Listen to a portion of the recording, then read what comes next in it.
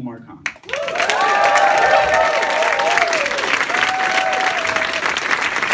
Baltimore, what's up?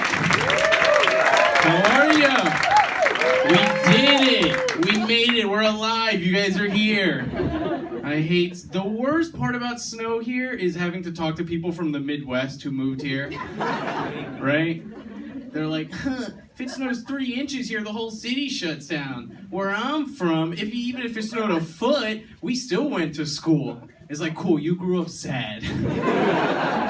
I had snow days while you were in school thinking about how great your city's snow cleanup system is. And all your jobs are shut down, that's why you're here. I live in Baltimore City, everybody. I'll let that one go, yeah. It's a good-ass joke. I live in Baltimore City. I live in a hipster neighborhood called Hamden. And sure, where else would I live? Look at me, plaid, skinny jeans. And I don't know, maybe I have an anger problem, but I see a lot of things that piss me off. Like when I see a dude under the age of 45 with just a mustache, I get pissed. It's like, yo, you're trying really hard to get laid. Come up with another way to tell the world you're into craft beer. And these assholes have the nerve to walk around with torn clothing to give off the effect like they did some hard labor earlier. It's like, what did you do? Listen to a really exhilarating TED Talk? And people like in my neighborhood pay like a lot of money to eat at restaurants, and when you get the food comes, there's like this much food on your plate, and everyone's like, you gotta support local. It's like, yo, you're not supporting local shit. How many poor businesses do you pass on the way to your shitty charcuterie restaurant? And what is charcuterie? Is that Lunchables for rich assholes?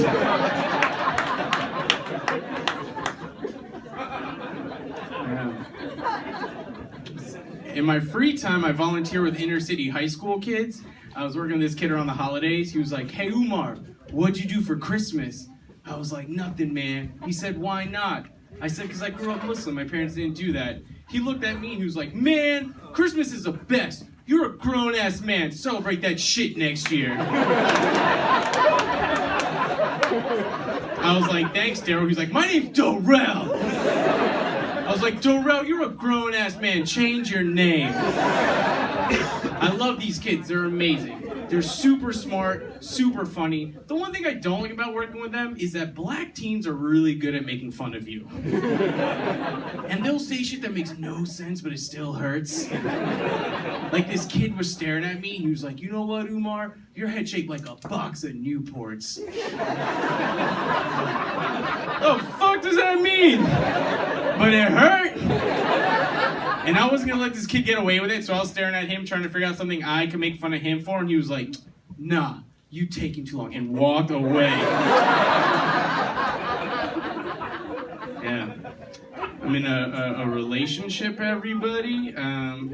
Sure, no, it's okay. Don't do that. It's probably gonna end. I'm in a relationship. I'm really self-conscious in the relationship because my girlfriend's really good looking, you know, like she's a woman. She has like boobs and curves that women have, right? And look at me, I'm just a boy with a beard. Like I'm no one's dream man physically. My girlfriend wasn't a young girl describing her perfect man going, ooh, he has to be sickly skinny. And hair, he has to be covered in hair everywhere. And no upper body strength. And I prefer early male pattern baldness, but I'll take it or leave it. And it sucks because I'm really attracted to her. Like when we're having sex and I'm about to rip off her clothes, I yell all that crazy stuff you regret immediately after you say it. I'm like, I want to breathe you in from the inside. Let's have sex standing up. Wait, let's not. I'm way too weak. But she doesn't see me as a sexual object, so when she's ripping off my clothes, she has to yell stuff like, I love how you separate the darks and lights. I love how you listen, it's hot. I love knowing you'll never cheat on me because no one else will have you. You guys got a little sad at the end. But don't worry, that joke is old. We already broke up, guys. But I didn't know how to tell that joke without you guys being even less sad, so I lie, and then at the end I reveal the truth. So I'm on Tinder. Is anyone here on Tinder? Everyone here's a liar. No one here's on Tinder. I'm on Tinder. Tinder's an online dating site, and I don't know. I got off of it pretty quickly because I wasn't getting many matches, and I started feeling ugly about myself. But then I read a study that said people of color are way less likely to get matched on an online dating site. And after reading that, a wave of relief fell over me. I was like, oh my God, thank God. I'm not ugly. The world is racist. I'd much rather live in a hateful world where I'm good looking. Like, I used to think girls looked at my profile picture and went, oh, he's gross. But now I think they look at my picture and go, he's cute, but my dad wouldn't approve. Or he's cute, but I don't want an Aladdin baby. Good crowd, you didn't pull back. I've learned a lot about white women from Tinder. Apparently, white women love adventures. Every white chick on every Tinder profile description is like, I love adventure. But then every picture is of them in a bar holding a drink. It's like, what's your adventure? Making home safe at night? Yeah. Man, this is weird. This is the second time that my parents saw me do comedy. It's weird talking about sex in front of them. I just feel bad for them because my dad crossed a whole ocean with $25 in his pocket, and I tell dick jokes. That's the biggest F you to my family. Like, they went through third world poverty and American poverty for me, and I think third world poverty is probably better than American poverty because at least they're eating like free range or organic because they can't afford fences and antibiotics back there.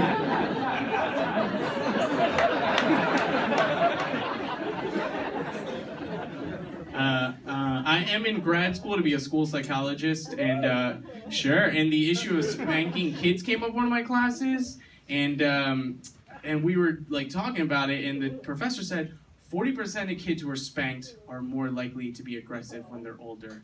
And this girl got pissed. She stood up. She was like, I was beaten. I'm normal. It's like, yo, you did a very not normal thing to prove that. And like, I was spanked like crazy growing up. My mom used to hit me with a spatula so much so that I thought that's what they were for. Until I went over a white person's house and I saw his mom flipping eggs. I was like, hold the fuck up. You're gonna serve me food with that? That's on someone's ass? And people do want to hit their kids, so psychologists have to come up with safe ways for them to do it. So they'll say stuff like, if you're gonna hit your kid, don't do it right when you caught them doing something bad. Wait a little bit so you don't go overboard, because you'll be angry. But how creepy is that? Now you're just waiting all day to beat the shit out of your kid. You're like a serial killer. And here's the thing, if you're for hitting kids, this is your premise.